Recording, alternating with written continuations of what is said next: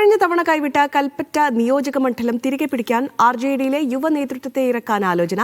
LDFന്റെ ഘടകകക്ഷിയായ RJD തന്നെയായിരിക്കും ഇത്തവണയും കൽപ്പറ്റയിൽ മത്സരിക്കുക. MV ശ്രേയാംസ് കുമാർ മത്സരിക്കാൻ തയ്യാറായില്ലെങ്കിൽ യുവ നേതാക്കളെ ഇറക്കി മണ്ഡലം തിരികെ പിടിക്കാനാകുമെന്ന പ്രതീക്ഷയിലാണ് LDF.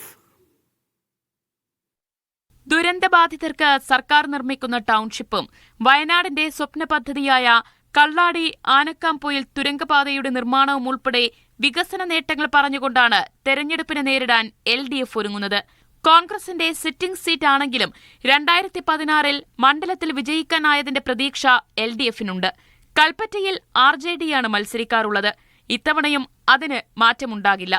സംസ്ഥാന പ്രസിഡന്റ് ശ്രേയാംസ് കുമാർ മത്സരരംഗത്തേക്ക് എത്തിയില്ലെങ്കിൽ RJDയിലെ യുവ നേതാക്കളെ പരിഗണിക്കാനാണ് പാർട്ടി ആലോചന.